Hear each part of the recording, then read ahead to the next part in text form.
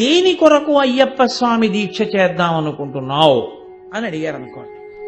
మీ దగ్గర ఏదో ఒక స్పష్టమైన సమాధానం ఉండాలి కదా. ఎందుకు చేద్దాం అనుకుంటున్నాను నేను అలా కొంతమందిని అడిగి చూశాను. వాళ్ళు నాతో ఏం చెప్తుంటారో తెలుసా అండి? అలా మాకు తెలిసిన వాళ్ళు వేసుకున్నారండి, నేను వేసుకుంటాను. లేకపోతే ఏం చెప్తారంటే 3 మాటలు వెళ్ళొచ్చారండి, ప్రతి ఏడాది అలవాటు, అందుకు 4వ మాట వేసుకున్నాను. అథవా ఇంకా ఏం చెప్తారంటే ఏదోనండి మామూలుగా ఉంటే అసలు నేను కొన్ని నిగ్రహించుకోలేను, ఏదో దీక్ష తీసుకుంటే కొంత నిగ్రహం కలుగుతుంది, మంచిదే, నేను దాన్ని ఎంత మాత్రం దోషం పట్టనుసమండి. ఎందుకో తెలుసా? కనీసంలో కనీసం అతను ప్రయత్నం చేస్తున్నాడు, స్వచ్ఛందంగా తనని తాను క్రమశిక్షణలో పెట్టుకునే ప్రయత్నం చేస్తున్నాడు.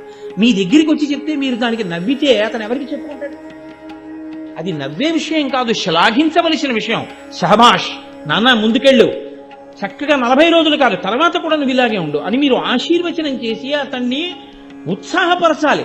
అంతేకాని మనము వెర్రినవ్వు నవ్వి అందుకా వస్తున్నాం అంటే వాడు ఎంత ఉదార హృదయుడై మీ దగ్గరికి వచ్చి చెప్పుకున్నాడు విశాల బుద్ధితో, దాన్ని మీరు గమనించవలసి ఉంటుంది. ఈ కారణాలతో దీక్ష తీసుకుంటున్నామని చెప్పేవాళ్లే తప్ప అయ్యప్ప స్వామి దీక్ష తీసుకోవడానికి ఇది కారణం, ఈ కారణానికి నేను తీసుకుంటున్నాను. లేకపోతే అనేకమైన దేవతా స్వరూపాలు ఉన్నాయి, అవన్నీ వదిలిపెట్టి అయ్యప్ప స్వామి ఎందుకు నీకు అని నేను అడిగాను అనుకోండి. స్పష్టమైన సమాధానం చెప్పు నాకు. అయ్యప్ప స్వామే కావాలి అని నీ మనసు ఎందుకు అనురక్తిని పొందుతోంది, ఎందుకు దీక్ష చేస్తున్నావు అని నేను అడిగాను అనుకోండి. ఏం ఒకసారి చేస్తే నువ్వు అందుకోలేకపోయావా ప్రయోజనాన్ని? అన్ని మార్లు చేస్తే నీకు కొత్తగా ఏ ప్రయోజనం వస్తోంది?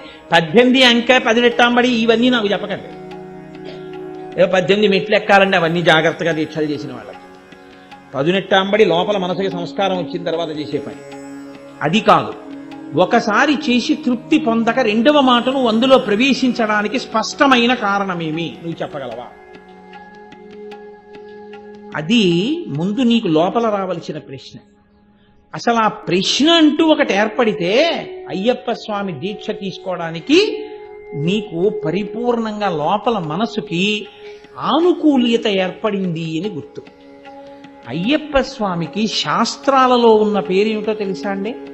ఆర్యన్ ఆయన పేరు.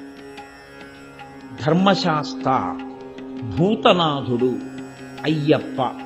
అయితే లోకంలో ఉండేటటువంటి విషయం ఏమిటంటే కొంచెం తేలికగా ఉండేది 10 మంది పలికేది ఏదో అది ప్రచారం అవుతుంది.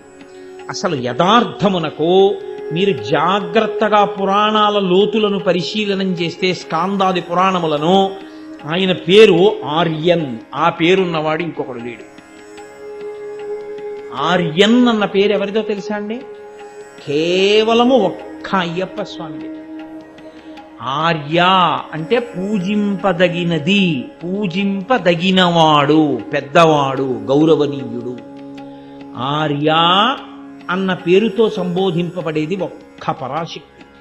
ఇక ఆర్యాశతకము, ఆర్యా మహాదేవియున్నను రక్షింప నిరుంగునో ఎరగదో నా భాగ్యం ఎట్లున్నదో అంటారు పోతర గారు భాగవతంలో. ఆర్యా మహాదేవి అన్న పేరు కేవలం అమ్మవారికి చెందినది. అందుకే మూకశంకరులు ఆర్యాశతకము అని చేశారు. ఎవరైనా పెద్దవారిని ఉద్దేశించి మనం ఏమైనా ఉత్తరం రాస్తే ఆర్య అని సంబోధించి వ్రాస్తాం.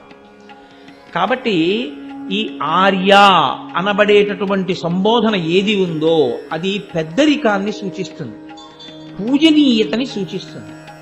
కాబట్టి ఈ పూజనీయతను పెద్దరికాన్ని సూచించేటటువంటి ఆర్య శబ్దం అయ్యప్ప స్వామి యందు ప్రయోగించారు. అయ్యప్ప స్వామి యందే ప్రయోగించడంలో ఉన్న గొప్పతనం ఏమిటో తెలుసా అండి? మళ్ళీ శివ పాదాది కేశాది పర్యంత స్తోత్రం అని శంకర భగవత్పాదులు చేశారు. శివుడికి 3 కుమారులు అని చెప్తాయి పురాణాలు. పెద్దవాడు గజాననుడు వినాయకుడు, కట్టకడపటివాడు సుబ్రహ్మణ్యుడు, మధ్యలో వాడు అయ్యప్ప. ఇందులో మీరు కొంచెం జాగ్రత్తగా పరిశీలించండి.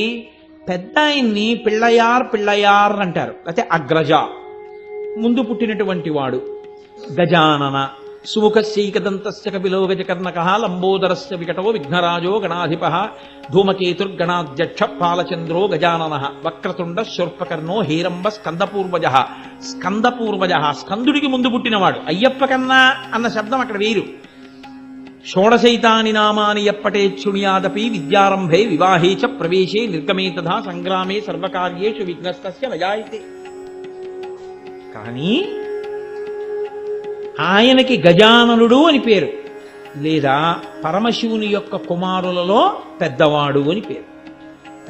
పరమశివుని యొక్క కొడుకు అన్న సంబోధన కుమరన్, కుమారా అన్న శబ్దం ఒక్క సుబ్రహ్మణ్యుడు. ఈ ఇద్దరికీ లేనిది శివుడి యొక్క కుమారులలో ఆర్యన్ ఒక్క అయ్యప్ప స్వామికి.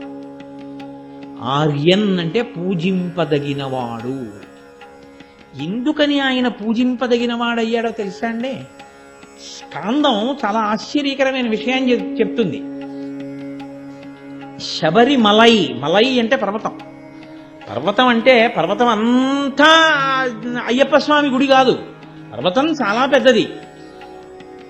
శబరిమలై, శబరి గిరి మీద అయ్యప్ప స్వామి వారి యొక్క గుడి ఉండేటటువంటి ప్రత్యేకమైన ఆ ప్రదేశాన్ని ఆర్యకావు అని పిలుస్తారు. ఆర్యకావు పురాణాంతర్గతంగా ఆర్యకావు అంటే పెద్దలున్న స్థలము, పూజనీయమైన స్థలము. ఇప్పుడు ఒక పీఠాధిపతులు లోపల ఉన్నారు అని నేను అన్నాను అనుకోండి, ఇప్పుడు పీఠాధిపతుల దగ్గరికి వెళ్ళాలి, మీరు ఏం చేయాలి? ఎలా పడితే అలా వెళ్ళడానికి వీల్లేదు. మీరు వెంటనే మీరు పెట్టుకు రాకపోతే పెట్టుకోమని బయట విభూతి బొట్టు పెడతారు.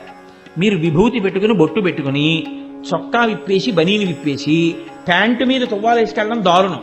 న్యాయానికి పంచ కట్టుకుని ఉత్తరీయం తీసి నడువుకి కట్టుకుని పీఠాధిపతి దర్శనానికి వెళ్ళాలి.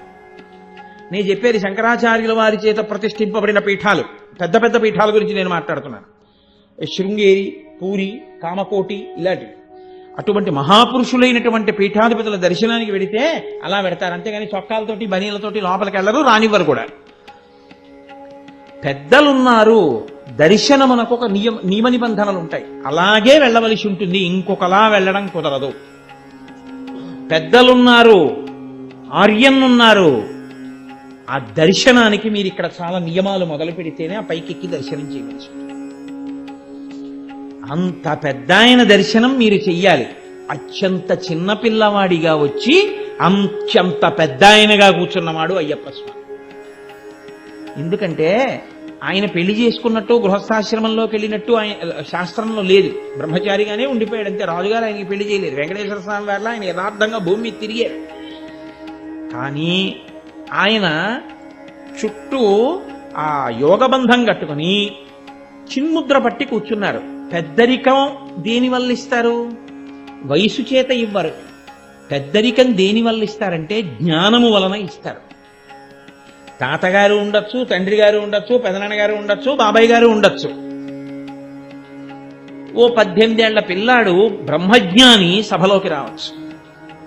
ఇప్పుడు ముందు తాత వెయ్యాలా, తండ్రి వెయ్యాలా, తల్లి వెయ్యాలా, ఎవరు వెయ్యాలి అక్షతలంటే బ్రహ్మజ్ఞాని వేస్తాడు. వయస్సుని బట్టి కాదు నమస్కారం, జ్ఞానాన్ని బట్టి నమస్కారం. జ్ఞానమున్నవాడికి ముందు నమస్కారం ఉంటుంది. కాబట్టి ఇప్పుడు ఆయన పెద్దరికం ఎక్కడిది? ఆయన పెద్దరికం ఆయన పరబ్రహ్మమును గుర్తిరిగినవాడు. గుర్తిరిగినవాడు కాదు, ఆయన పరబ్రహ్మమై కూర్చున్నవాడు. అందుకే తత్వమసి మహావాక్యమునకు రూపకల్పనయే ఆర్యన్. అందుకే ఆయన పైన తత్వమసి అని రాసుంది. తత్ త్వం అసి, అది నీవై ఉన్నావు. నేను దీక్ష పట్టొచ్చాననుకుంటున్న నువ్వు నా దర్శనానికి వచ్చానని నువ్వు అంటున్నావే, ఈ నేను రెండు కాదు ఒక్కటే. ఇది తత్వమసి. ఈ స్థాయికి నువ్వు ఎదిగి వచ్చేస్తే, ఆ స్థితికి వెళ్ళిపోతే పూర్ణాహుతి తీసుకెళ్లి కొబ్బరికాయ అగ్నిహోత్రంలో పారేస్తున్నావు. కాబట్టి నువ్వే అయ్యప్పవయ్యావు, నువ్వే పరబ్రహ్మమయ్యావు. ఈ స్థాయి వరకు తీసుకెళ్లగలరు ఆయన. కాబట్టి ఆయన ఆర్యన్, పెద్ద ఆయన కూర్చున్నటువంటి స్థానం అది. వయస్సు చేత కాదు, ఆయన యొక్క పరబ్రహ్మశక్తి చేత.